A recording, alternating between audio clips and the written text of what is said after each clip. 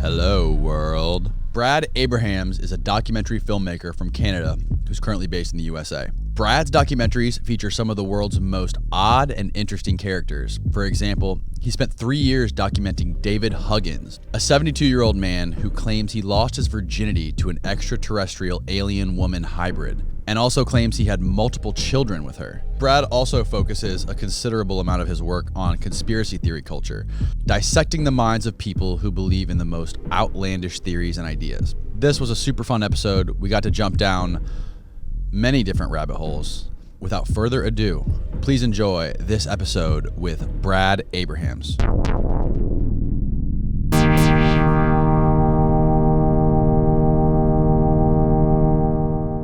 Brad, you are an interesting dude. You have some great work. Thank you. I've been watching all of your documentaries for the past few days. Again, I've already watched them once. I watched them for the second time.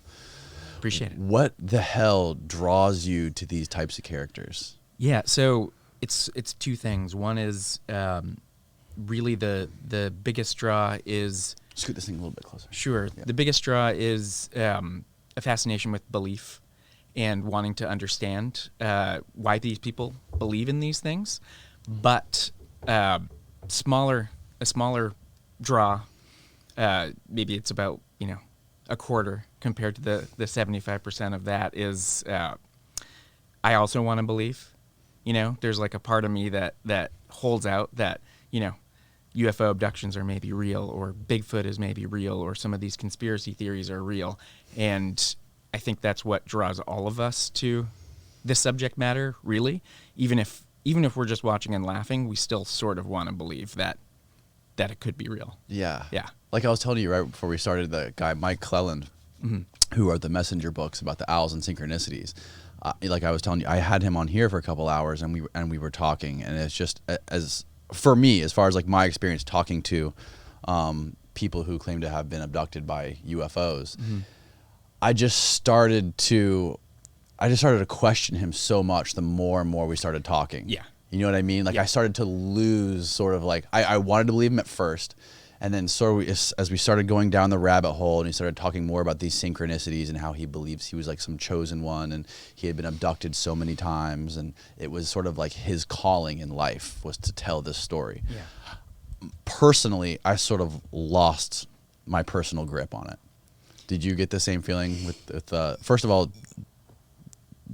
let's introduce this guy, David Huggins. Tell me about that documentary that you did. Yeah, so David is a mild-mannered, nearly 80-year-old man in Hoboken, New Jersey, and he claims that he has been having extraterrestrial experiences since he was, I think, like 9, and once he hit 17, these experiences turned sexual.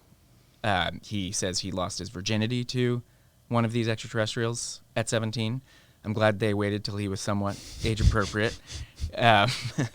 And up until probably like this was happening in the maybe the 50s or the 60s, up until the 80s or 90s, he kept having these experiences and decided to chronicle them all through these amazing surrealistic oil paintings, which he would finish a painting and just like put it against his wall. It wasn't for anyone to see except for himself, until basically I came into his life and saw his studio which had like 200 something of these paintings, and knew that I had to put his life to film. How did you discover him again? It was, I don't actually really remember. It was maybe back in like 2010 or 11 or something, listening to some paranormal radio show, and they mentioned him offhand as too crazy for them to even talk about. So I was like, well, this is the guy that I need to try and find, and realize he had no internet presence. He's never, used the internet and doesn't have email or anything like that. And I tracked down his neighbor, who had done a little book of his paintings, which not many people had seen, and she gave me his home phone number, and I called him like a cold call. And immediately he was just like, yeah, I think it's time for me to tell my story. And yeah, we had maybe about like 10 2-hour-long phone calls where I got every single detail to try and figure out, is this going to be worth, me spending, because years to make a documentary, Is this going to be worth my time? Eventually, I spent a weekend with him as an experiment. I slept in his ex-wife's bedroom, whom he still lives with, but she was away on vacation. And it was just like a weird, wild weekend. And I was like, yes, this is going to work. Wow. Uh-huh. Oh my God, dude. Yeah. That's fucking wild. I've had a couple. Yeah. Okay. Yeah. That's so. But he's told his story. He has told his story before, right? Like with that guy Bud Hopkins. Well, no, Bud. Was he in one of his books or no? He wasn't. No. So, okay. no, but the Bud Hopkins book, I think it was called Intruders. That was what David basically, like a lot of alien abductees, didn't have access to all the memories, and he randomly found this book in the bookstore, started reading it, and there was a chapter called Other Women, Other Men that was about kind of sexual abduction experiences. Yeah. And as soon as he started reading it, he said all of the memories started to crystallize again. They all came clear, and that's when he started to paint them from memory. Pardon the interruption, but this episode of the podcast is brought to you by our friends at Geology. This award-winning men's skincare company will formulate a customized skincare routine just for you, using a handful of powerful, proven ingredients that have been trusted by dermatologists for decades. In fact, Geology is one of the only men's skincare companies to have retinol as an active ingredient in their products. If you suffer from acne, dark circles under your eyes, sensitive or wrinkly skin, you have to look no further. All you gotta do to get started is take their 30-second diagnostic quiz, and their team of dermatologists will design and ship a customized regimen directly to your door. That's what I did. They gave me all this amazing stuff. I got the everyday face wash.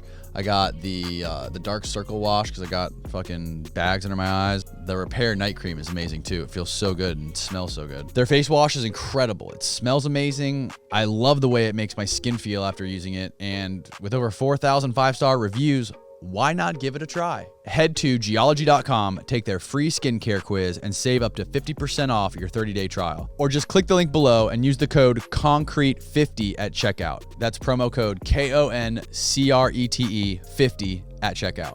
Back to the show. And he claims that he had multiple children with these alien beings and held the children and wanted to go. It's bananas, the story. It gets more and more bananas. Yeah, the children part was, because there's, I've been abducted. You've heard a lot of people say that, and maybe that's true. And then there's, I had sex with aliens. That's another level of sort of credulity. Like, will I believe that? But then I've had lots of hybrid babies with aliens that I've seen and held and played hide and seek with on the spaceship. And it's like, wow, I can't say I believe anymore. But I want to believe him in that something happened to him. But that detail and those details, it's just like too much. That's too much for me in my brain to imagine. Maybe that's just, I can't think outside the box enough for that.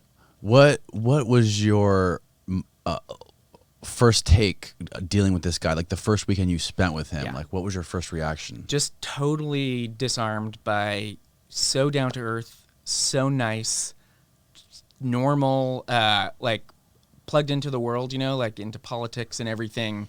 I would walk his street and meet all of his neighbors, and they all loved him. They all just thought of him as like the grandpa on the street. He'd been there 30 years. Go into his place of work, like David's the best.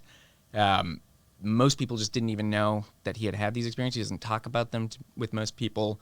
So I was getting this impression that I maybe was going to go there thinking he's going to be unhinged in some way, but that's not the impression you get at all. And anyone that meets David is just like, wow. And then that cognitive dissonance starts to happen. You're like, well, someone that seems so normal, you're not going to write off as just crazy and he's making it up or he has paranoid delusions, because that doesn't seem like what's going on. And so then you really start thinking like, well, what could that be? And then that's, what I'm most interested in. Yeah. Yeah. Now, his massive collection of supernatural sci-fi movies on VHS.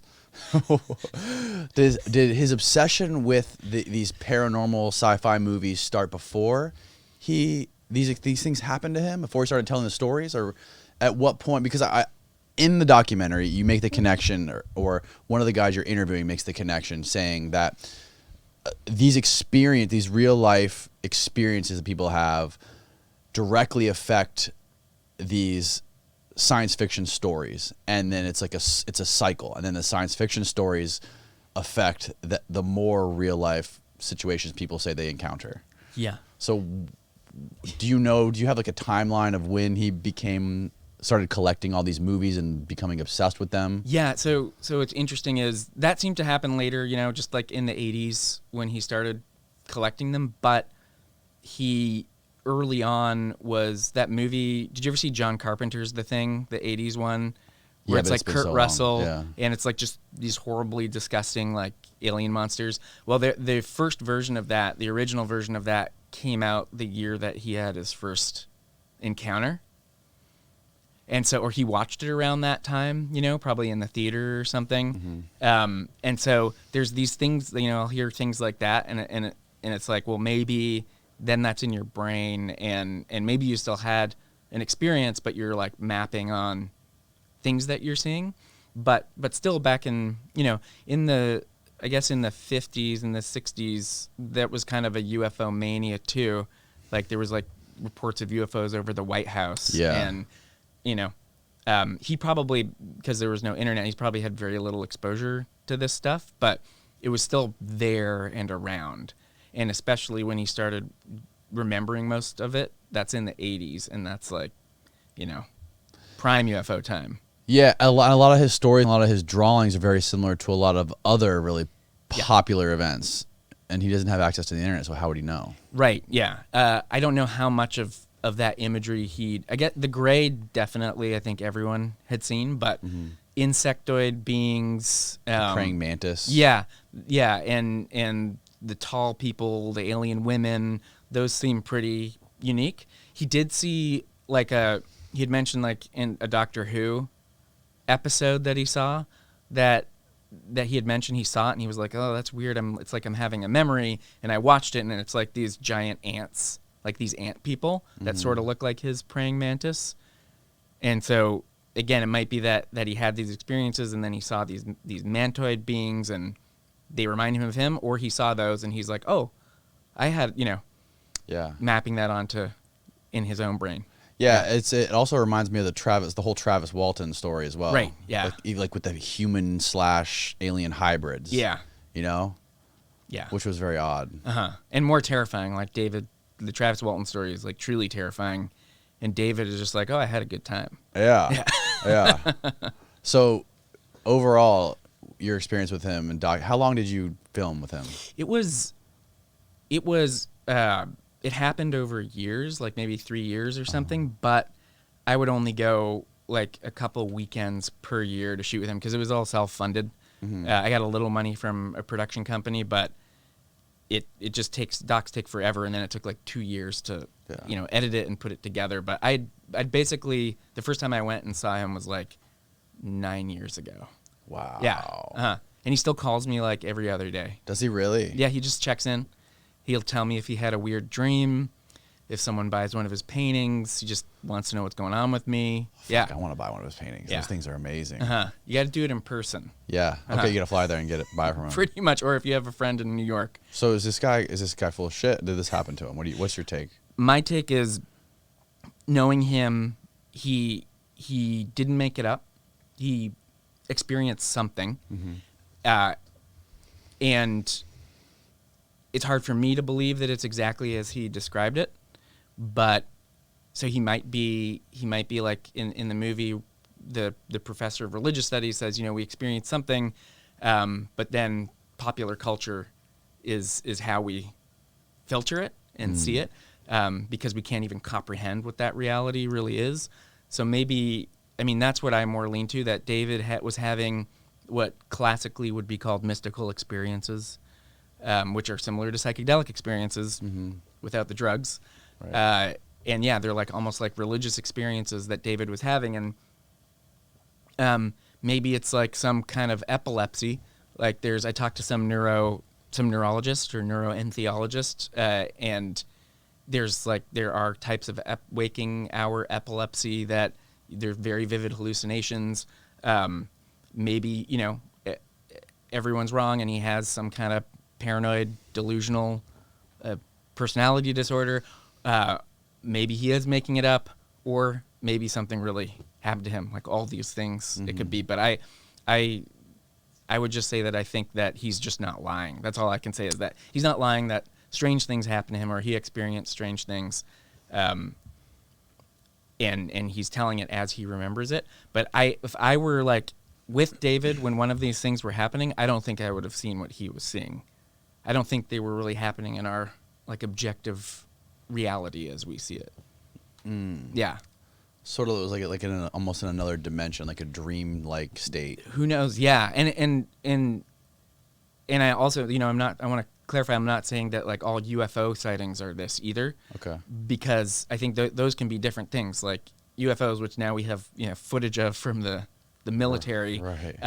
That's a big leap still from being abducted and from having sex with whoever's on these UFOs. They don't have to be the same thing, and I think a lot of people get caught up in that. Well, the funny thing is about the whole, it's such a fun subject. The interesting thing about it is not that long ago, just like talking about UFOs was like had the stigma of modern day talking about abduction. Like now talking about UFOs is like, okay, yeah, it's been in the New York Times, it's been like Navy pilots talk about it, and it's like, yeah, we accept it. But abduction is kind of like, okay, now you're crossing the line. Yeah. But not that long ago, it was like just talking about seeing UFOs being real, talking about UFOs being real. That was crossing the line. Yeah. So how much down the line, farther down, the timeline we go, when maybe abduction will be proven right, and maybe, yeah. And then like, okay, we'll wait for sex with aliens we'll wait another 10 years until we accept that, and then we'll all be looking back at David and being like, damn, he was right. But I mean, going back in like the Greek and Hindu mythology, there's sex with their gods, right? Who kind of look like aliens and come from the sky, and so it could just be a different form of that. Yeah. He seems just like such a nice person, such a genuine guy. He doesn't seem like the kind of guy that's looking for attention. So like he's not publishing books or anything. He seems like even the art show seems like something that you guys kind of like, or not maybe you, but other people around him pushed him to do, encouraged him to do it. Yeah. Oh no, I did it. Like I set up the whole you show did? for him. Yeah. Oh, that's because awesome. otherwise no one would see his work Right. in person. So we just rented a gallery and filled it with his paintings, and then and people just came. It was like in Manhattan, so people just walked in, and it was basically his first show or solo show, and he got to interact with people, and everyone that talked to him were like, wow, like, I look at the images and they look bonkers, but then I talk to him and now I really have to think about it. Yeah. It's fucking fascinating. Yeah. Man. What other types of people similar to him have you talked to or interviewed? Right. So he's sort of the person who's most experienced the supernatural. Mm-hmm. So there's, I've done a short and working on a feature about cryptozoologists, those who study animals that most likely don't exist, or cryptozoologists. Yeah. It just stands for, it's the study of unknown or hidden animals, and so Bigfoot falls into that. The Loch Ness Monster falls into that, and then animals that were once extinct and maybe could still be alive. So like the Tasmanian tiger, or have you heard of the coelacanth? No. That was a fish that they thought coelacanth. Coelacanth. Yeah. Okay. It was a fish that they thought went extinct millions of years ago, and then just decades ago actually found it's still alive and still thriving populations of it. It looks wild, like this wild prehistoric fish.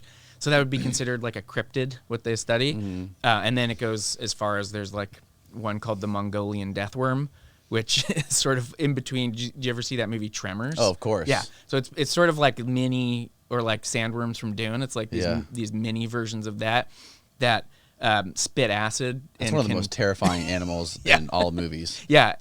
And so these Mongolian yak herders and desert nomads claim that they see these death worms. They're like maybe like that big. Oh, okay. And but they can like paralyze you, spit acid, electrocute you, wow, do psychic things, So that's like far on the hard to believe end, and then there's some that, like, we do find creatures that we didn't think existed.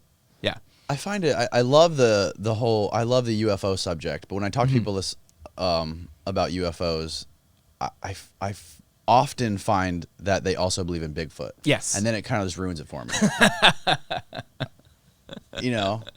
There's factions though. There's some that believe they're connected, that Bigfoot is an interdimensional being. Right. Yeah, and then there's the real cryptozoologists. They treat it like zoology, like it's a science.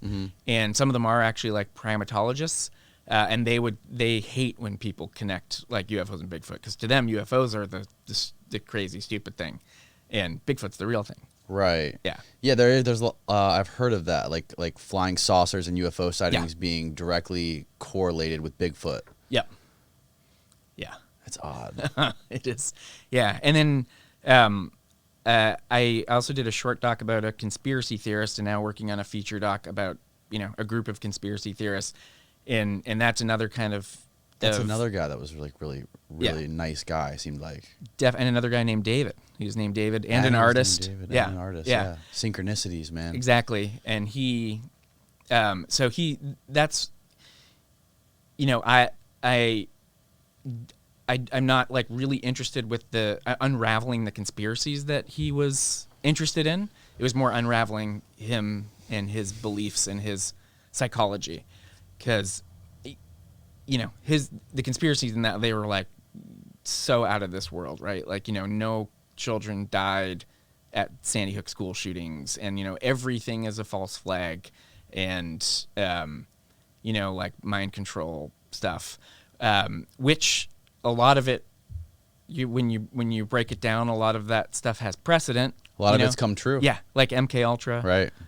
There have been false flag events like Gulf of Tonkin, start the Vietnam war, and like Edward Snowden with all the surveillance. So it's easier to understand why people fall down those rabbit holes, because the government's always been lying to us in the most outrageous ways. But then it's taken to a level where it's like, oh yeah, the Jews are injecting us with microchips and drinking baby's blood and all of that, and it's like, oh well, yeah. What do you think it is about people that draws them to those crazy conspiracies? Is there a commonality that you found that between all those people? Yeah, I think one is that we all, there's a lot of chaos in the world. More and more so, it feels that way, because we're aware of everything that's going on, and that's scary, and it helps to try and bring order to that chaos. So if all this horrible shit is happening, like the Travis Scott concert, and you're like, why is that happening? It's more scary for some people to think that just happened, that it was a mistake and it was random, versus this was a planned event. And people are controlling all of this. And so everything bad that's happening, these are people that are controlling it. And so there might be a way to break free of that control, or I know this secret knowledge and I won't be affected by this. And so I think that helps, especially when it's a little different in this country, because you could say like conspiracy theories rose when religion fell in a lot of places, but because religion was another thing that sort of brought order out of chaos. But in the United States, belief in religion hasn't fallen. It seems to be increasing. Not in Florida. I don't know where you live. Not in Florida. Not on the coast. On the inland, it's probably inland. big. Yeah. But yeah, and our God is Donald Trump down here. Right. It seems like it. And then the people that so I think anyone can fall into that belief, but the people that go really deep into it, I think then there's something psychologically that's going on, and it could come from, there's studies that certain people have had trauma, and then that leads them to be suspicious of authority figures, because maybe that trauma was caused by a parent or a teacher, and then it leads you to have distrust for any authority or authority figure, and usually that the largest form of that is the government. And so that trauma makes you suspicious for the rest of your life. And then there's this thing called apophenia, which is it's related to our faculty to see patterns in the world. And so that's a good thing, especially when you're like a hunter-gatherer, and you're figuring out, like, is that a deer or is that just leaves? Or a saber-toothed tiger trying to kill me. Yeah, exactly. But when it goes into overdrive, and especially in our culture where it's not as important, you can start seeing patterns in places that don't exist, and that spectrum goes into paranoia if you go to the extreme end, because everything has meaning and there's no randomness. But interestingly, that's also the spectrum towards like creativity, because, like, for example, apparently, like, Da Vinci had big time apophenia. He would see, in the grains of wood, he would see like whole scenes, and then to him, and that could be like a painting. But if you take that too far, then it's like Facing Mars or Jesus in the Toast. Yeah, that goes into overdrive, and it seems like a lot of these people have that as well, and similar with like the numerology, like gematria. It's like where everything has numerological significance and can be broken down via numbers. Mm-hmm. Yeah, it's similar. Do you notice any commonalities with like people who were just lonely? Yeah, that too. Yeah, because what I've noticed, I just interviewed this guy who did a documentary about QAnon. Okay, who's the guy? Cullen Hoback. Oh yeah. And from what he gathered, or what I gathered, we talked about it from like the people that are like balls deep into this deep state satanic pedophile ring. Yeah. Is that it's just people that just lack a sense of community. Yeah. Yeah, and that, I would say that is a big part of it. And it's also where I think a lot more of the like hateful conspiracies come into play, because if you take David as an example from my doc, David Dees? David Dees. Okay. Dees nuts. Yeah, Dees nuts. He had no IRL interactions. He was basically a hermit. He'd maybe go to the grocery store once every 2 weeks or something, and he had one friend in town who was also a conspiracy theorist.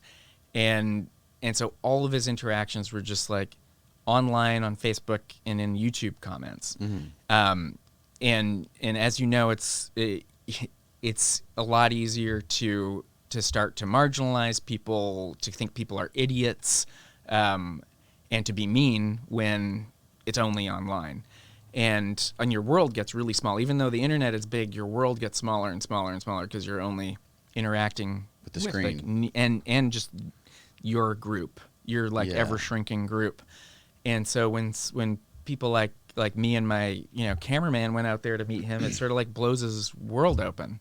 He's like, because I'm Jewish, and he's just like, oh, you're a nice Jewish person, like you're not trying to control me. And yeah, he had a lot of anti-Semitic imagery in his artwork, right? He did, yeah. And why was that? So he would just say he's not anti-Semitic, he's like anti-Zionist, which he didn't even know what Zionism was.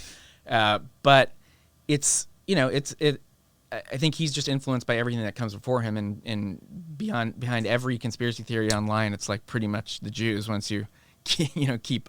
Is it? It's for most of them, yeah. Even if it's not like expressly stated, it goes back to the whole like that Protocols of the Elders of Zion, which is this like famous forgery from Europe in like the 1900s or 1800s, maybe it even goes before that. That was this fake document that was basically written as if it were the Jews that they want to control the world.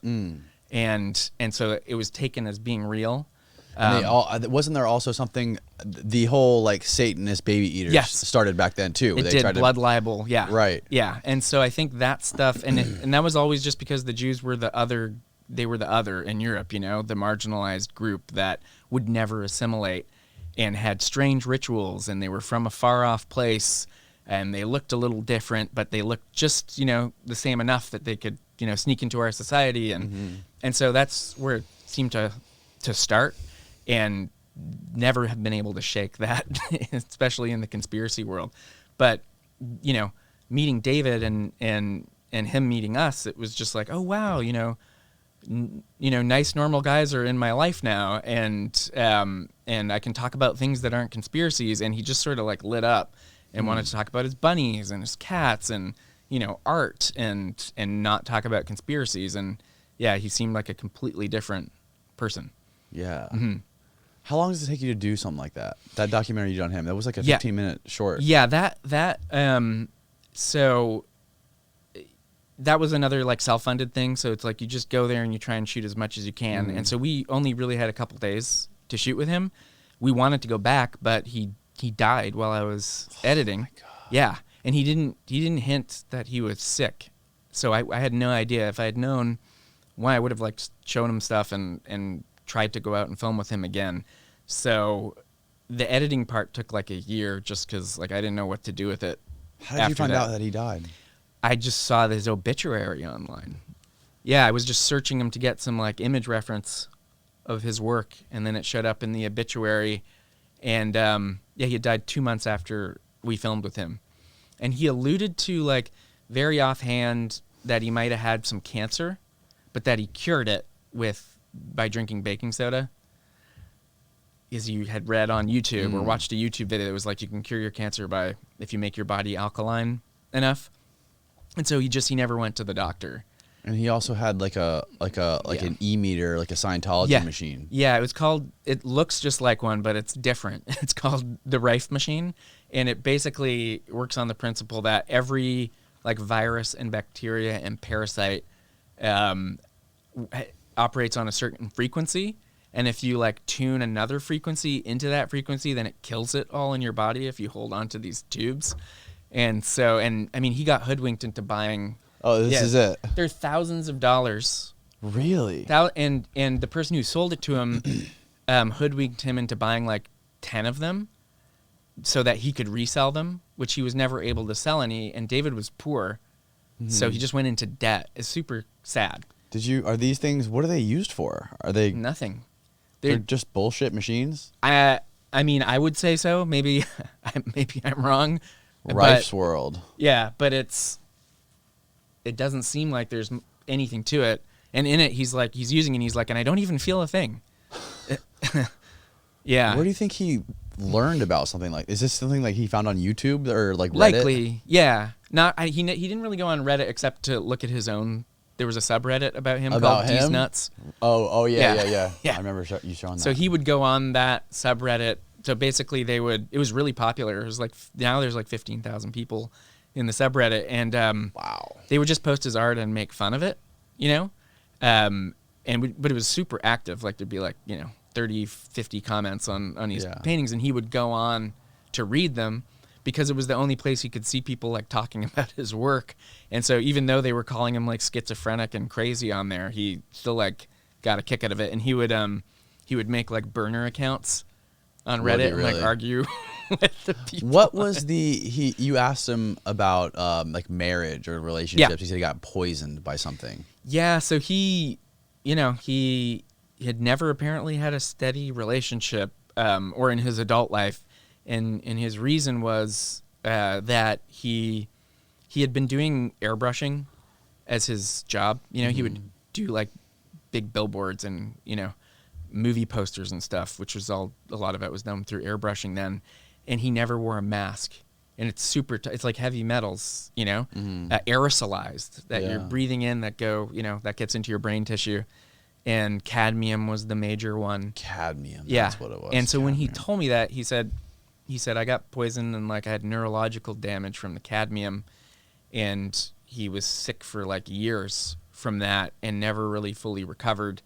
And that was like the prime of his life, and it fucked him up enough that his career never recovered, and he never was able to, have lasting relations. It didn't like make total sense, but I started looking up cadmium poisoning and the effect on the brain, and there was a lot of links to schizophrenia, of it causing schizophrenic like symptoms. And when he got poisoned, that was also around the same time that he fell into these conspiracies and getting really deep into them. Oh, wow. And before that, it didn't seem like he was like, no, I never even had any.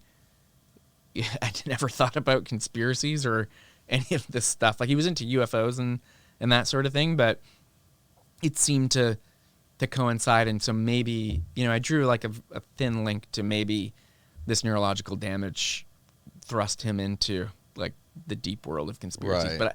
But, I shouldn't even be making that link because I'm not have any kind of qualifications to do that. But it's like, it's what I saw.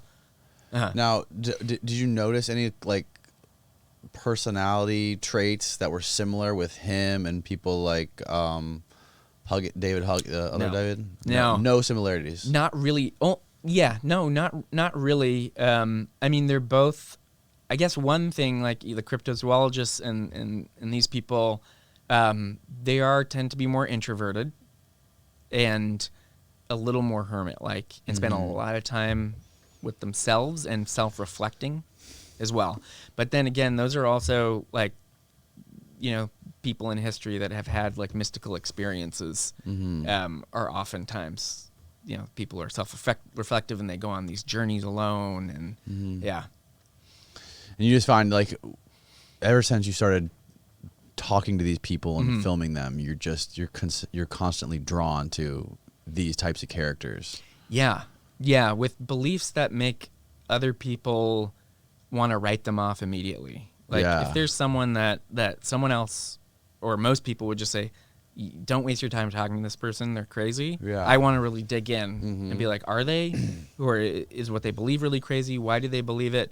Maybe if we figure that out, we can understand more about ourselves, especially with conspiracies, because we have to learn how to have a dialogue about this stuff. And with these people now in our country, more than any other country, it's just such a split, and people are digging in on both sides, and there's like no crosstalk at all. No. And even in the same families, Yeah, well, it's the problem with algorithms, right? When you start talking about one thing, it kind of just like they hoodwink you into one little group of people, and there's no outside perspective on like sites like YouTube and Twitter. And they just kind of like feed you all the same shit. So curious if Facebook didn't exist, where we would be at. I know, right? God.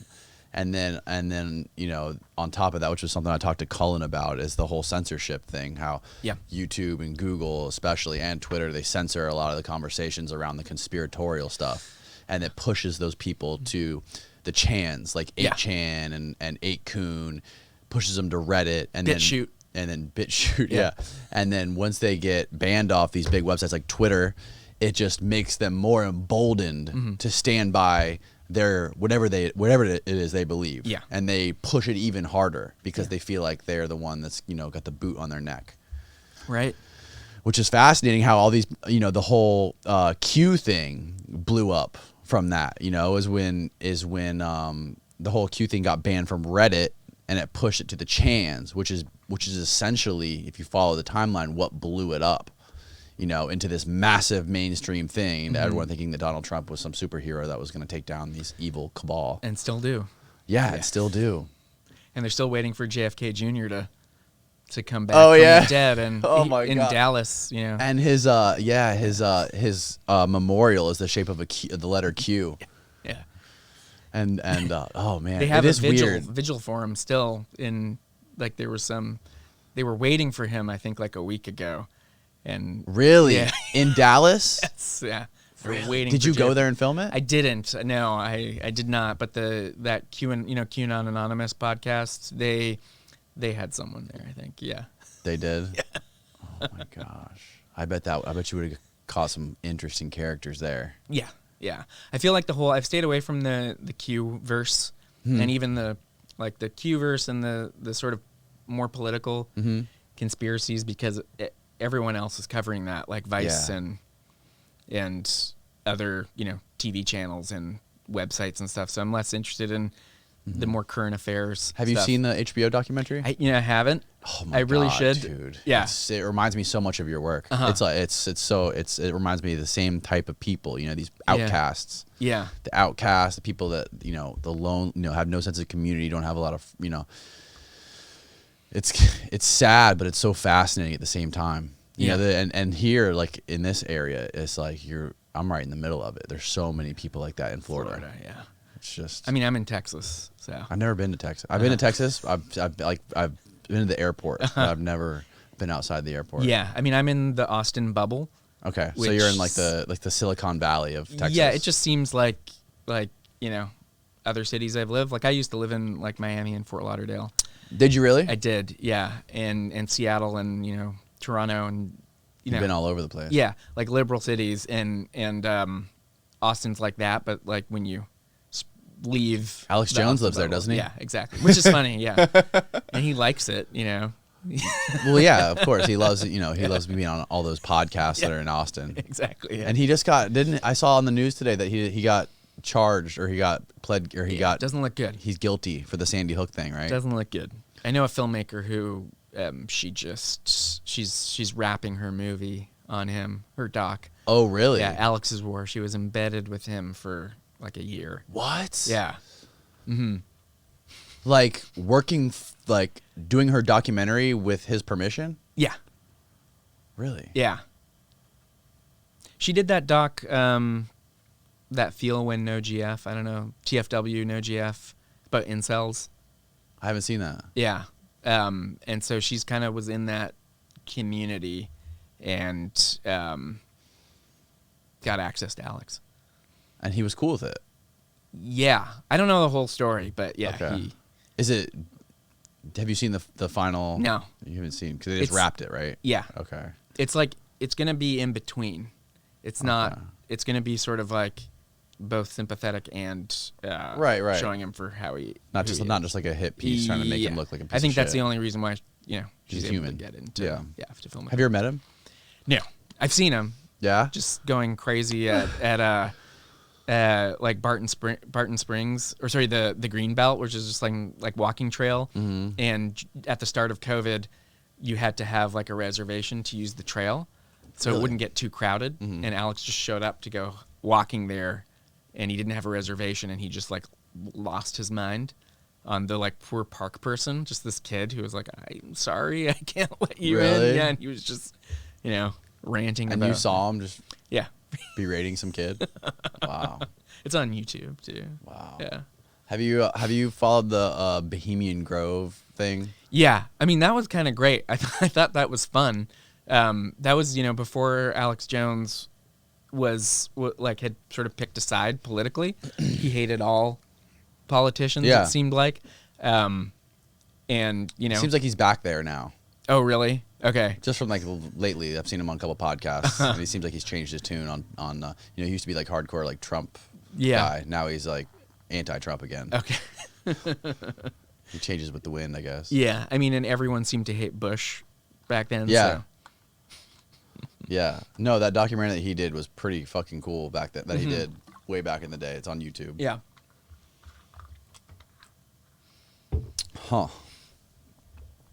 So, are you working on anything right now? Yeah. So, the David Dees piece got me hired to co-direct a feature-length doc where there's going to be maybe let's say 10 conspiracy theorists that we're just going to sort of live with and do these intimate portraits of, like conspiracy theorists, people who are ex-conspiracy theorists, family members of conspiracy theorists, and then intertwine that with like experts, like historians, psychologists, neurologists, who will give context to why we believe, why are conspiracy theories on the rise, etc. Then working on a feature-length doc about cryptozoologists, so the people that study Bigfoot and the Loch Ness Monster and all of those. I had done a short doc that helped to inspire this, and then working on a docu-series that's about folklore, like bizarre folklore, and Tell Us or Bust, the one about Mount Shasta. That's sort of like our pilot in progress for that one. Okay. Yeah. Tell Us or Bust. Yeah. Explain that one for people who aren't familiar. Yeah. So there's a town in Northern California called Mount Shasta. It's a really small town, like 3,000 people, but it's known for this majestic mountain that rises up into the sky. that you see from, miles and miles away, and you see it and it's just like, wow, this mountain is striking, and it sort of calls you to it. But most people just drive right by and don't realize that in the town at the foot of the mountains, a large percentage of the people that live there believe that there's a hidden city underneath the mountain called Telos, and it's inhabited by what they call ascended masters, which are sort of these perfect beings, immortal beings that maybe were once human, and they live in this amazing crystalline interdimensional Castle. City. Yeah, and they're, they escaped, Lemuria and Atlantis when they sank. A handful of them had escaped to Telos through the inner Earth network of tunnels that exists. So they say, and they ended up underneath Mount Shasta. And so there's a whole spectrum of beliefs there. Like there's a religion that popped up called the I Am activity. That is based out of there, that has their own set of beliefs. There's the people that kind of somewhat worship the ascended masters, and then there's those that just they want to like get into Telos and like think it's a physical city, and they look for the door on the mountain. And some claim that they've found the door and that you can access the city. Others, it's more like a spiritual place, so they'll lead you into it through meditation or chanting. And so it's this whole, but imagine like it's a whole little town of people that all sort of believe that this thing exists, this sort of metaphysical thing exists under the mountain. Yeah, and so it's a wild place, and there's for a town that size, there's like 10 crystal shops, and they're all like totally busy inside of people just buying crystals and other things. And everyone you meet is like, or almost everyone you meet is super fascinating, interesting character, has their own story about how they got there and why. It's funny when you go to those like weird little like remote towns in these random places around the country, you'll find these types of characters. Yeah, Sedona is another. I haven't been there, but Sedona. Yeah, and in Florida, there's Cassadaga, and that's a city that's all like spiritualists and mediums. So really? Yeah, and psychics. And so it's a tiny town inside another town, but it's the like highest percentage of spiritualists and mediums. And so if you really want to get a reading or like talk to a dead loved one, like you want to talk to your great grandma, you go to Cassadaga and you can talk to your great grandma.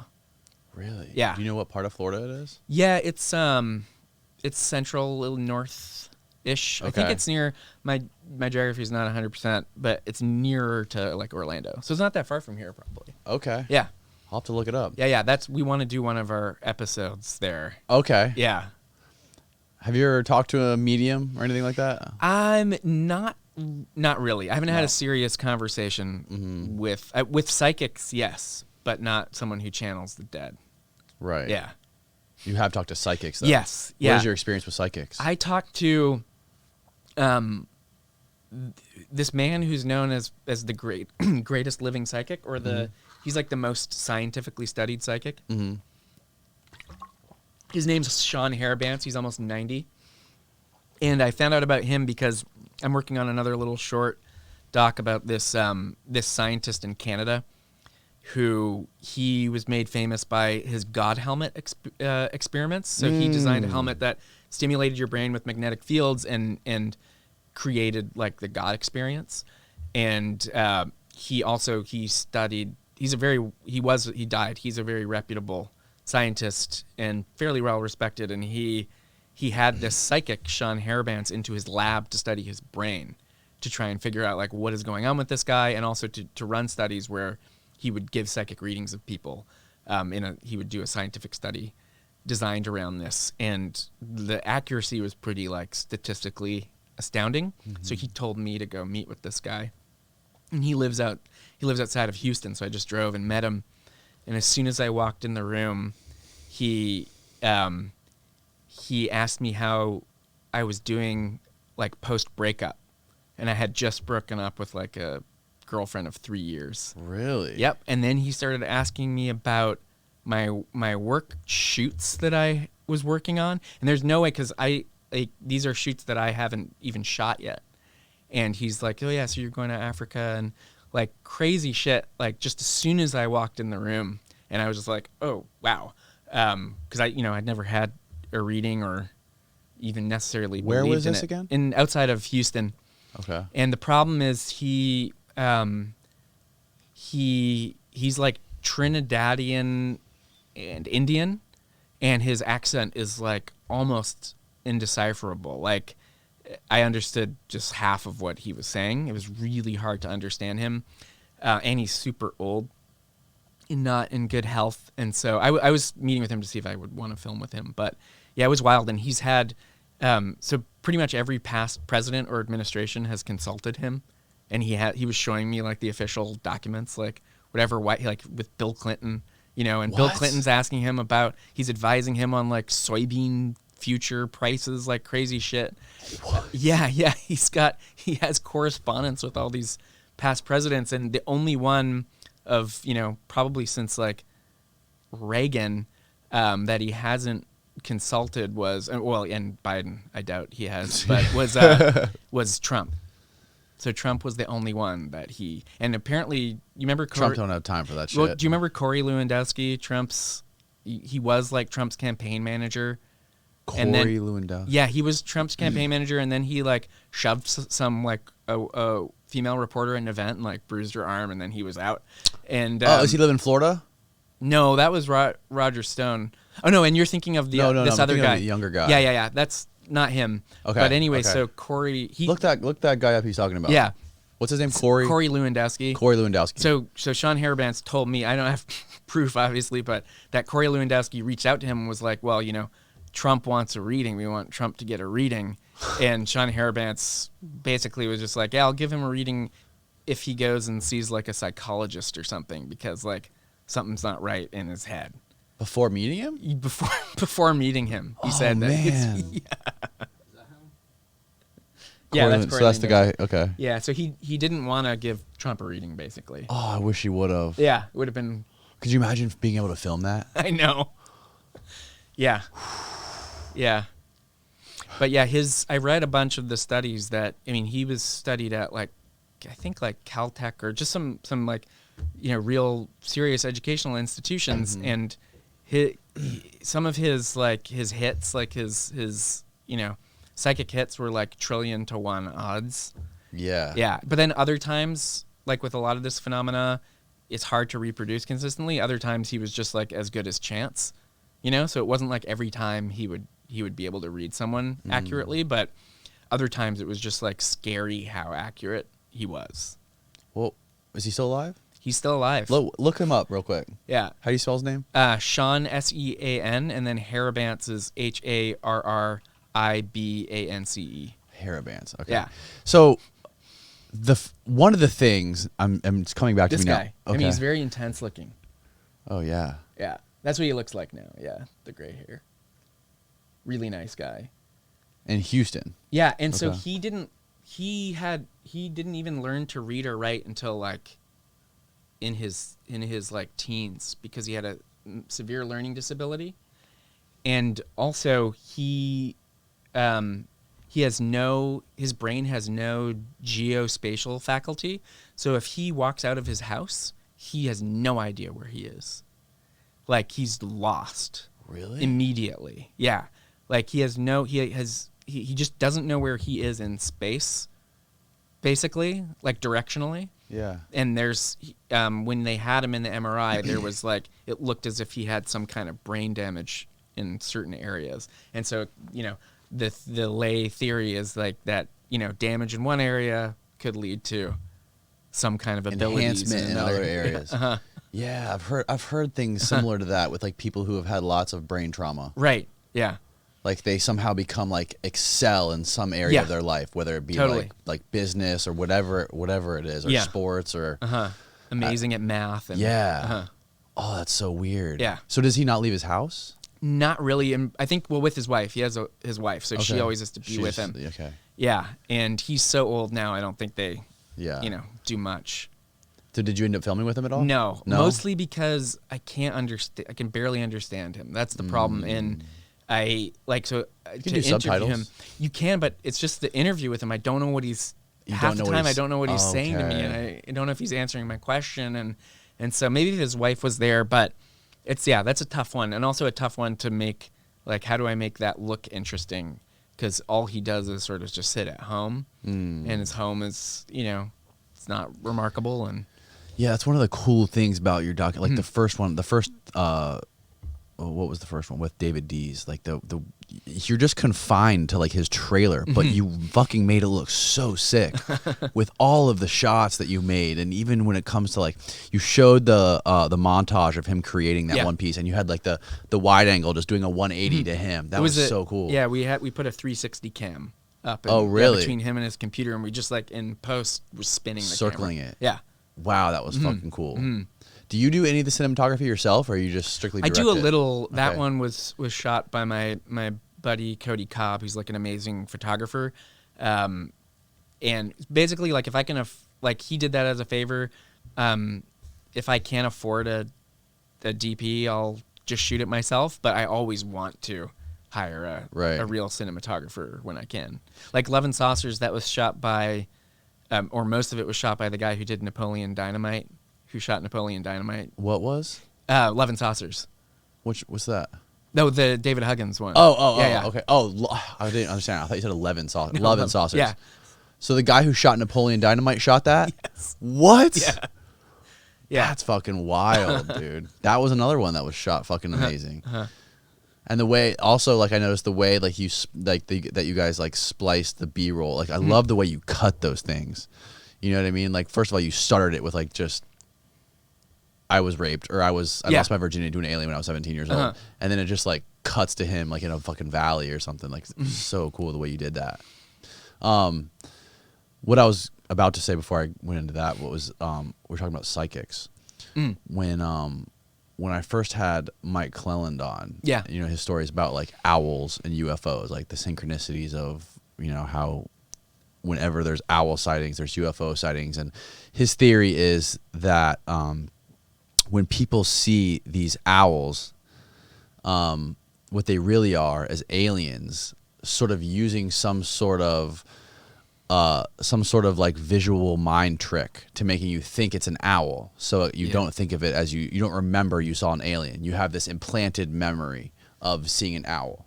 And his first book, Messengers, is just basically hundreds of different accounts, like the most famous accounts of these things happening, these situations happening. And then he goes into, he started telling me that he's been seeing psychics his whole life. And he's like, oh yeah, I went to this psychic, I went to that psychic, I've been seeing this psychic, I did hypnotic regression here.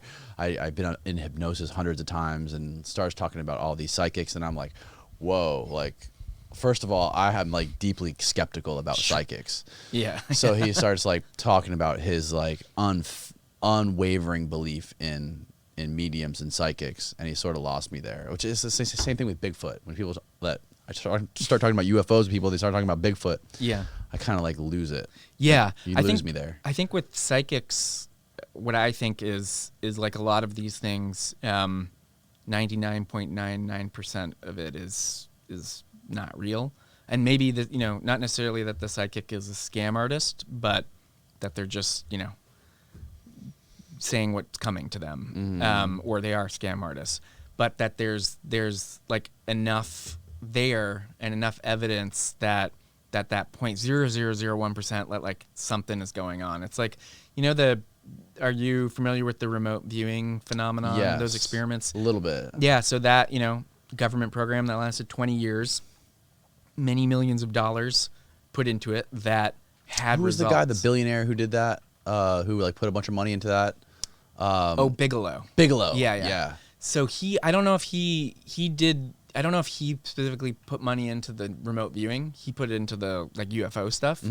But for the remote viewing, that was just like Pentagon, CIA money. Okay. Yeah, and once the Freedom of Information Act, once they were able to get those documents through that, it painted a picture of this like whole program, and the people who ran the program at Stanford were able to write about it and have written books about it in all of the studies that they did, and that were presented to the military, were laid bare. And there's stuff there that that even in their own report was like it was statistically significant, and there were some hits that were like sort of impossible to describe in any other way.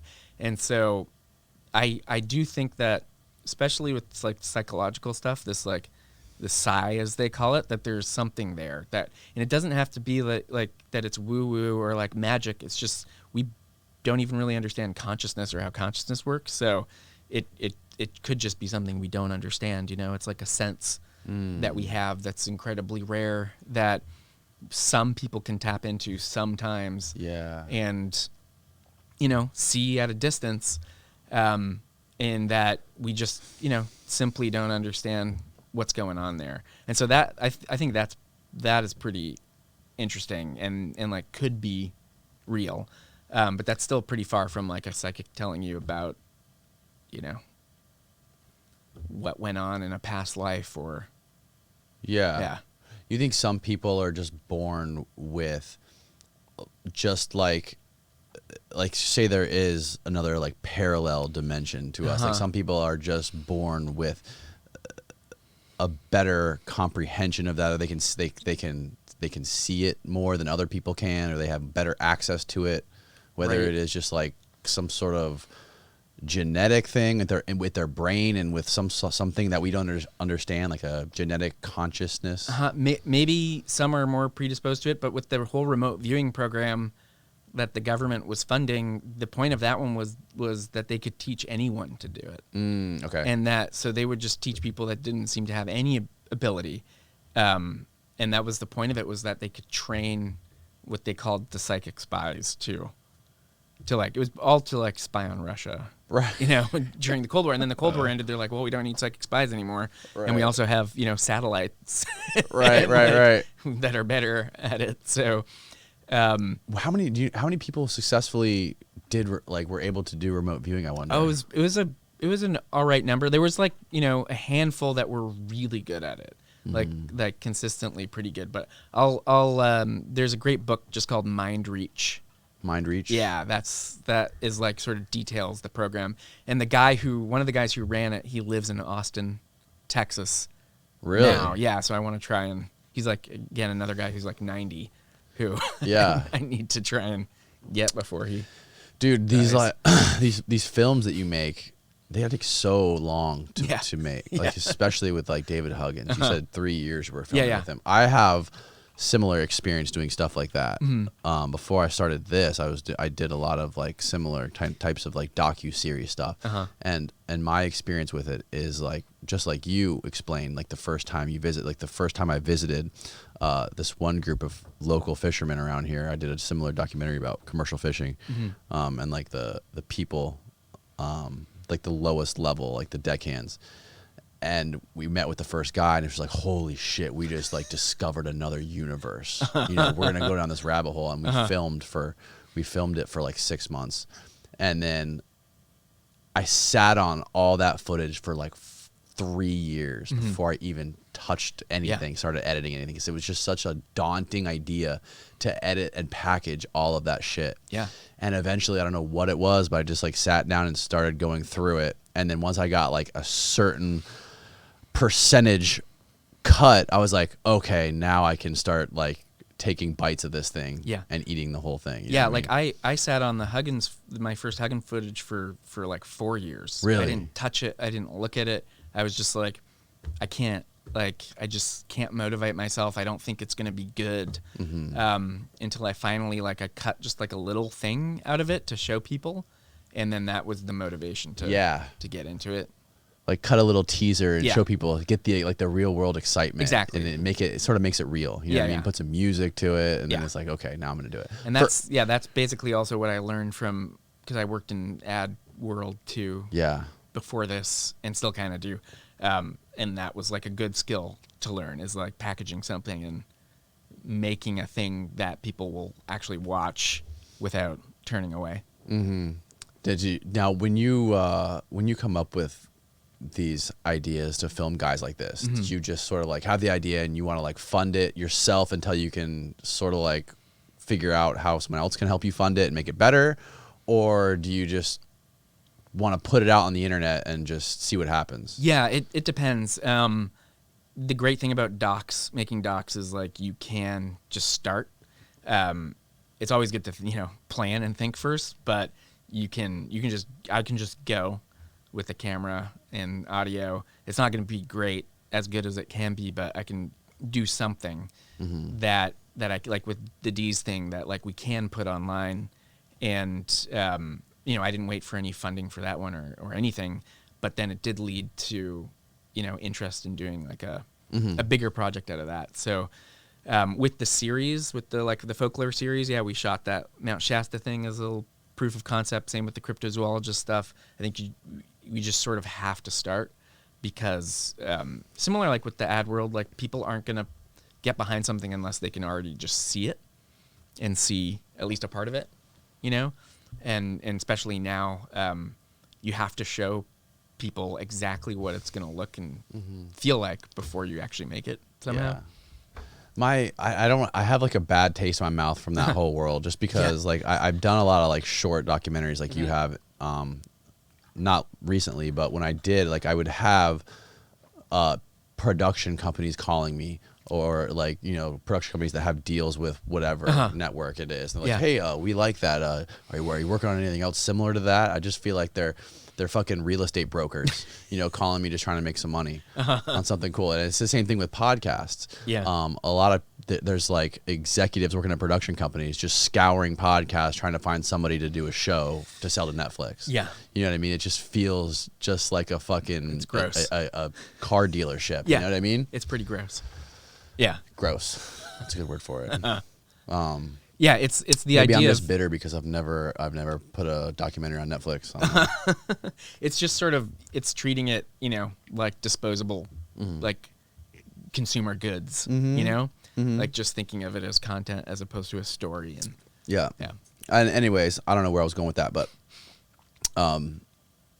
doing this was cool because it was like doing the documentary, but it takes, instead of 3 years, it takes 3 hours. Yeah. And I don't have to shoot any B-roll or add any music to it. Yeah. And, you know what I mean? And also, you've made how many? Right, exactly. Yeah. You can make hundreds of them in a year, not 1 in 3 years. And over a little bit, the camera was catching your shoulder. What's that? The camera was catching your shoulder. Oh, is it good now? Yeah, you're good. All right, cool. and also, pitching to someone, hey, come into my studio for a few hours is a lot easier for them to say yes to than I'm going to be with you for 3 years. Yeah. Yeah. Of your life now. Yeah, but you don't have to tell them that in the beginning. True. You just be like, hey, can I come to you and film for a day or whatever? And then once they get to meet you, I'm sure it's easier for them to let you come back. Yeah. Like with David. And so, what about you with all the guests that you've had and all of their stories? Have you changed your mind on things or changed your beliefs on anything? Like as far as what? Like, what do you mean? Anything. Like, have you any beliefs that you had held that have now?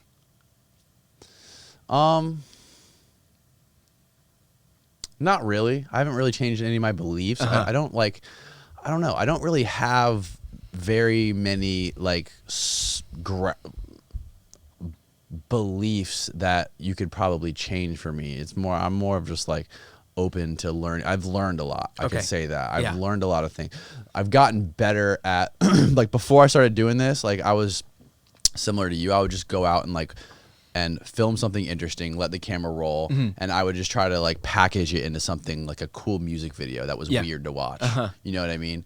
And now it's sort of like now I have to talk and like carry a conversation that's not edited. Yeah. So it's more of just me like building a skill and like learning, like having discipline. Right. You know what I mean? To do like I make sure I do at least 1 or 2 of these a week, and you get better at certain things. I'm learning a lot.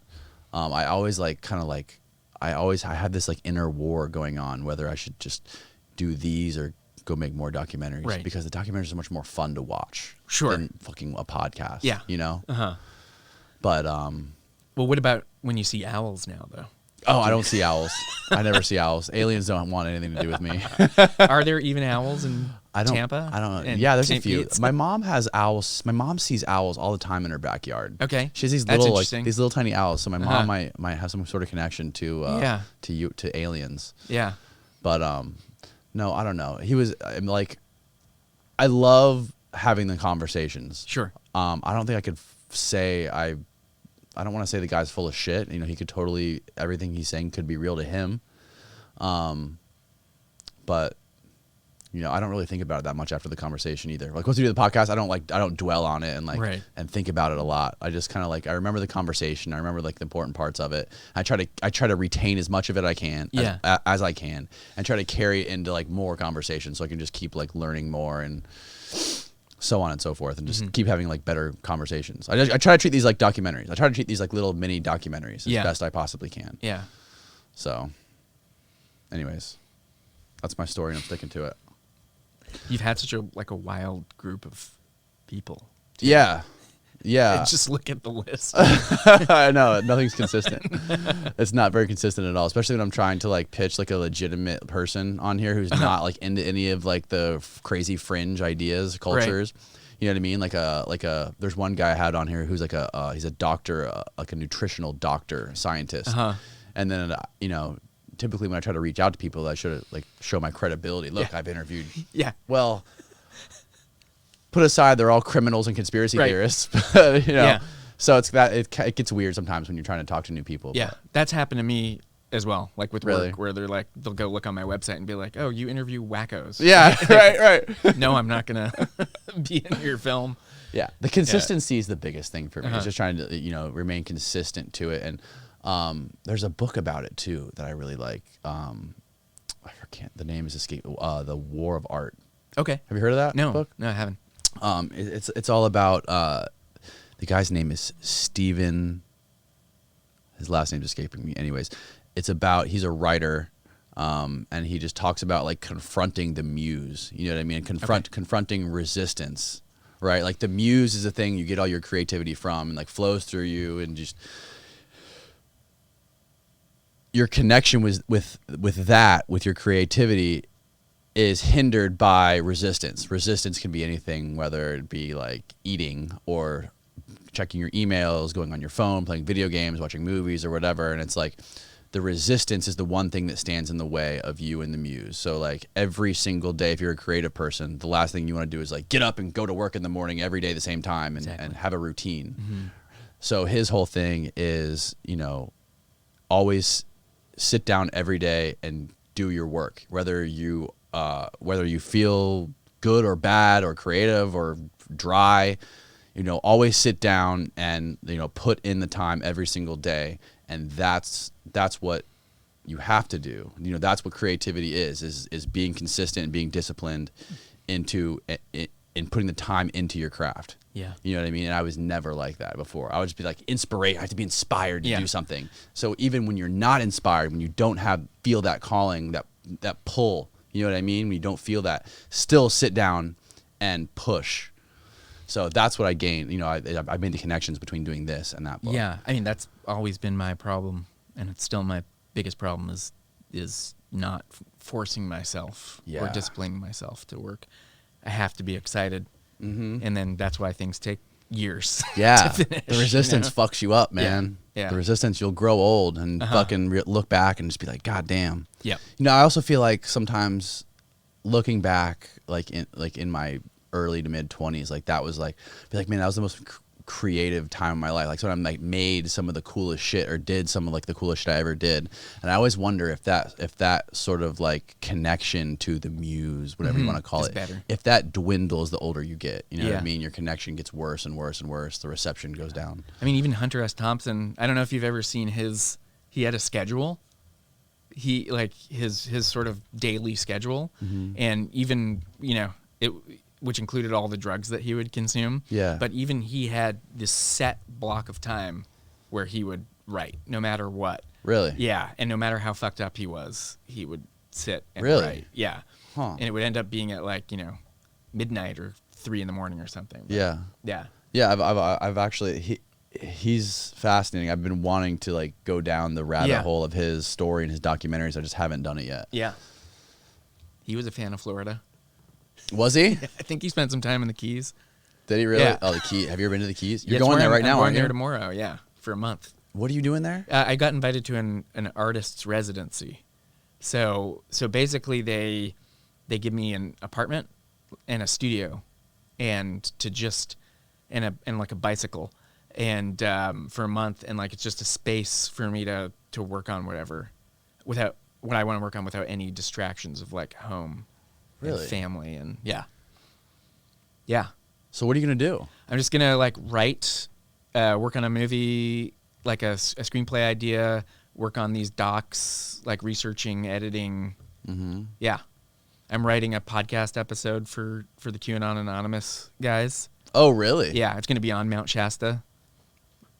About the the Teal Express story. So just work on all of that, or not, or just Are there? go to the I've beach never every listened day. to their podcast. Is it like one of those produced podcasts with like music and editing? Okay. Yeah.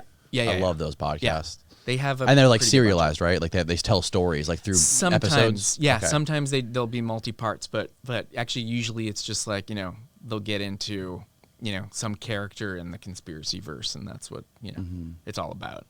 Yeah, those podcasts are awesome. Yeah, but they focus. It's just conspiracy theories. Those the Keys is a fucking crazy place, dude. Crazy. You never been? I'd gone for like when I was a kid, Yeah. and then I went like a couple days some years ago, but Yeah. never really got to experience the craziness of the Keys. When I was, I think, 19 years old, like when I first started, between like 17 and 18 and 19, I was like, that's when I first started doing like picking up a video camera and making money with it. Mm-hmm. And I got hired by a really big real estate company who owned a lot of like resorts and marinas in the Keys.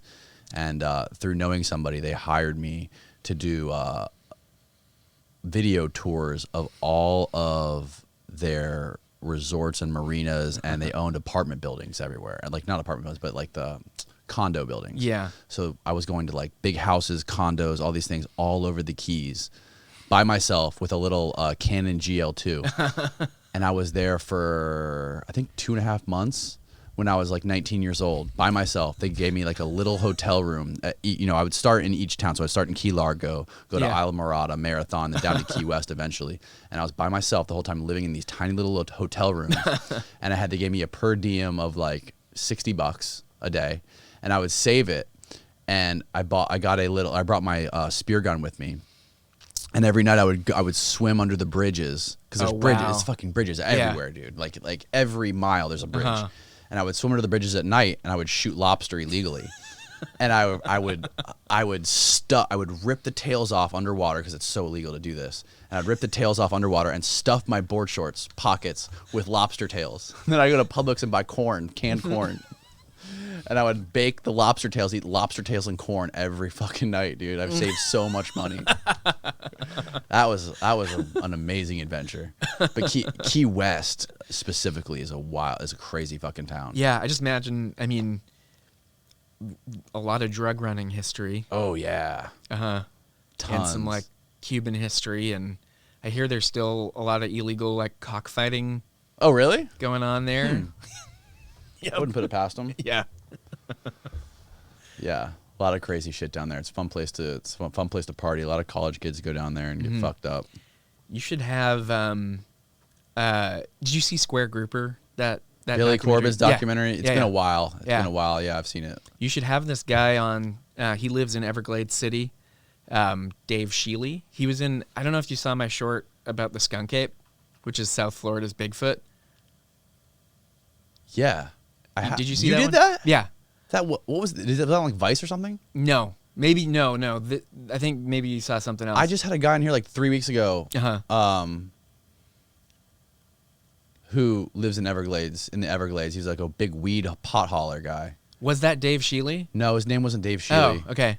What the fuck was his name? Why am I forgetting his name? Let me look it up real quick. Hold on. What the fuck? I feel like such an idiot for not remembering his name.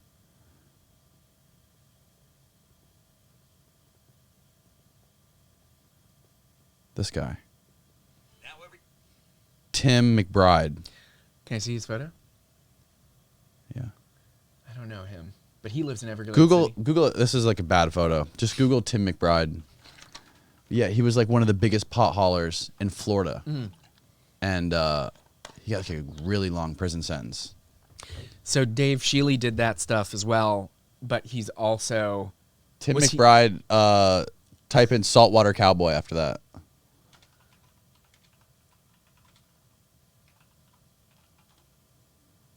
This guy. Oh. Vice did a He thing on looks him. like Hulk Hogan. Yeah. Yeah, so Dave Shealy is kind of like this guy, except he has what's called the Skunk Ape Research Headquarters. Yeah. I've seen this. Yeah. I want to say it was on Vice. I saw. I don't remember where I saw it online, but I didn't make the connection that you did it. Yeah. And so, he had that history of like drug hauling in Everglades City, and he also is like styled himself as the foremost researcher of the skunk ape in the Everglades. So he considers himself a cryptozoologist and goes out there. Oh, really? But he has a campground out there. That's pretty weird. He's a character that be super fun. Are you gonna talk to him on your way down there? No. I haven't chatted with him since I filmed with him. I'm not sure what he would have thought of the documentary. Maybe he'd like it, but yeah, he's kind of a scary guy too. So, is he really? A little bit, yeah. Why is he scary? Just he's got like those eyes that like those sort of like cold blue eyes that like, could murder you if you say the wrong thing. Yeah. There's just a ton of history in here in this area of like big time cocaine and weed pot traffickers. You know what I mean? Like I know a lot of people who are in like their 50s and 60s who were just around here that I know who were like went to prison for a long time for smuggling cocaine. Decades, yeah. Like just randomly, like I'll just find out. Like I didn't even know. Like I was interviewing. You know who Manny Puig is? Mm-mm. He's like the wild. Have you ever seen Wild Boys on MTV? I've heard of it. Yeah. So he's like the guy who swims down with like the giant 15-foot crocodile alligators and like levitates them. Like he puts them into like a catatonic state underwater, and then he rides he was the first guy to ride a giant great hammerhead shark. The fuck. Just a crazy guy, and he still lives in Florida. He was on here. And I was talking to another guy who went to prison I had a guy on the podcast who was in prison for 10 years for smuggling coke. He's like, oh, Manny Puig, I met him in prison. Yeah, he used to be a pot hauler. So it's just like this fraternity of drug smugglers in Florida because Miami was such a fucking a global hub for it. Built Miami. Yeah. It was just like a retirement resort basically until it's insane. The cocaine came through. Yeah. It's fucking insane. Have you seen that new Cocaine Cowboys documentary? The latest one on Netflix. He did like a revive of it. No, I just saw the original. Yeah. Yeah. The original was pretty good. He's a weird way of making documentaries. Yeah, it's a cheesy way. He did that one. Is it called Screwball? Screwball. I haven't seen that. Yeah, me neither. Where it's like kids that are. Yeah, kids portray the whole thing. Yeah. You know who's another really interesting guy that I want to fucking meet? I know people who he lives in Miami. One of my favorite filmmakers is Harmony Korine. Oh yeah. He. There was this kind of pirate 35mm movie theater in Miami for a while called Night Owl that was in a half-abandoned shopping mall. And Harmony Korine's office, like his production office, was right above it, and he would sometimes like come and curate the films there. Yeah. Wow. Yeah. Dude, he's got some. Have you seen Beach Bum? Oh, yeah. Fucking amazing. That's Key West. I don't know if they actually shot any of it in Key West. It looked oh yeah, they did. Oh, they did. Oh yeah, you can tell a lot of it's in the Keys. I don't know if it's Key West specifically that I could remember, but a lot of it's definitely in the Keys. Some of it looked like California, but really, yeah, some of it did. Was it? Maybe it was shot in California. It looked like it was all Miami and the Keys. It would make sense if it was Florida, but because he lives there, right? Yeah, he lives in Miami. Yeah, I'm pretty sure he still lives here. Yeah, a friend of mine, who's like an underwater cinematographer who lives in Key Biscayne. He says his kid goes to the same school as Harmony in Miami. Okay. This was 2 years ago. I think he told me that. Yeah. But I'm sure he has to still live there. Yeah. He's one of those weird guys you don't like hear anything from him or see anything from him in the media at all. Just like every 10 years he comes out with some crazy film. Yeah, there used to be this film organization in Miami called Borscht, and Harmony would do some curation with him, but he never showed up. He would never just be there. Yeah, he was like behind the scenes. He seems like the kind of guy who would do what you're about to do in the Keys. Just go like sit in an empty apartment for a month and write shit. Except he wouldn't need to be invited to that residency. He'd just be able to buy. Right, he would just do it himself. Yeah. So are you supplementing all of this creative work with like commercial jobs, like doing Kind of. commercials? Yeah, Okay. I do like docs for clients and like branded docs. You know, the buzzword. Branded docs. Yeah. So it's like, you know, Sponsored by Old Spice. or like Alaska Airlines will want like a doc style thing, or like I did one for Amazon and Gates Foundation, and yeah, The deep state. exactly. Amazon. Yeah. I love that guy's Jeff Bezos. David's Jeff Oh, it's Bezos amazing. picture. Yeah, that he was working on as we were. Didn't make any sense, but it was funny. Yeah. Yeah. No, all of it was just so absurd, but Yeah. hilarious at the same time. Yeah. Man, that's so sad that guy died. I wonder what happened to all of his artwork. They should turn it into NFTs. I mean, he would have made a killing. He would have made and he was so poor. Like, he was just in debt, living in a trailer, basically, like a double wide trailer, like poverty level. And yeah, he could have, I don't think he ever would have been able to figure it out. Like, he wasn't that savvy online. Someone would have had to do it all for him. But this other conspiracy theorist that like lives down the road from him, who's like a bigger conspiracy theorist, he inherited all of David's like intellectual property. Really? He's got everything. Wow. He was even selling like David's shirts Really? and like hats and stuff after he died. A little weird. That is a little strange. Yeah. Is there like one subject or person that you would want to document or do a story on, like a fucking holy grail for Brad? It's always like every day is just kind of a new discovery and a new thing. So I kind of want to make one about the manosphere. You know, there's there's this whole sort of sphere of like men's rights activists, meninists. Oh yeah. They're called like men going their own way, who like have said no to all women in relationships, the incels. And there was a conference in Orlando called the Make Women Great Again conference, and and no women were involved in that. It was just these like men's rights activists guys who were gonna teach women how to be great again. That whole world seems like basically it's just like and how it has exploded with the sort of far right conspiracy world too. There's a lot of intersection there. That would be a really interesting and dark one to dive into. Yeah, it's scary. Yeah. I haven't seen the incel thing you were talking about, but those types of people they seem like the most dangerous ones. They're the ones In that a just sense. like blow up and shoot fucking schools up and shit. Yeah. I mean, it would only be like, it wouldn't focus just on those guys, but like that whole world seems kind of ripe for getting into. It's interesting, like the whole QAnon thing. I always thought it was like far right wing ideologically. Not anymore, people. yeah. Now it's the whole spectrum. Yeah. There's like yoga moms is a big part of QAnon, and hippies, you know, like ayahuasca slinging. See, I had no idea. Yeah. Like vegans. That's It's like interesting. It's captured everyone. Yeah. That's so wild. Uh-huh. I have a guy on here who's a lawyer, and he's like a hardcore liberal.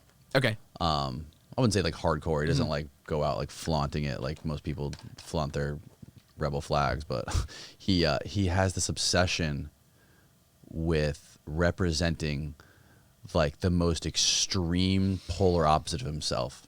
Oh wow. Like he's representing like one of the Capitol riot people. One of the guys who was on the Capitol on January 6th. Yeah. Like the guy assaulted a police officer, and he's like defending him in court. And he's like defended like serial killers. He's invited them into his home because they had nothing else. Like neo-Nazis who have killed people, killed people just because they were black.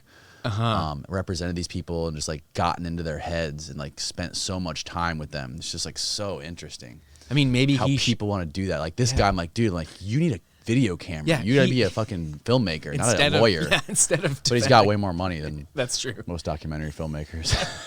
Wow. Yeah, it's weird. It's weird. There's a lot of that stuff around in Florida. Yeah. Oh yeah. Crazy shit, man. Well, thanks for doing this, dude. I really course. appreciate it. It was fun. Where can people follow the stuff that you do online and find more of your work and do anything they can to support you? Yeah, I have a website. It's bradabrahams.net. And then on Instagram, I'm BradWTF. And on Twitter, I'm Lovin' Saucers. That's Your it. Twitter is Love and Saucers. Yeah. I made it for the film, and then it's just become my personal Oh, really? Twitter. Yeah. That's one more thing I wanted to ask you. What did you do I bought it on YouTube. Is that how else are you distributing that one? That one, it used to be on Amazon Prime. Okay. And now Discovery, there's Discovery Plus now. Yeah. Like Discovery Channel has their own. So now they have the sort of rights to that for streaming. So you can buy it on Amazon or iTunes or YouTube, or I think on Tubi it's free. You can just watch it. Well, we want people to pay for it. I still It's get cheap. money from it if they watch it on Tubi because there's ads. Oh, really? Yeah. Oh, sick. Yeah. Okay. So, but yeah, like any streaming service, it's on, and it's like $4 to rent it. So. One of the best documentaries I've ever seen. Thank you. Thanks Wow. for Appreciate it. creating amazing content like that, dude. You're welcome. Fucking awesome. Yeah, of course. Goodbye, world.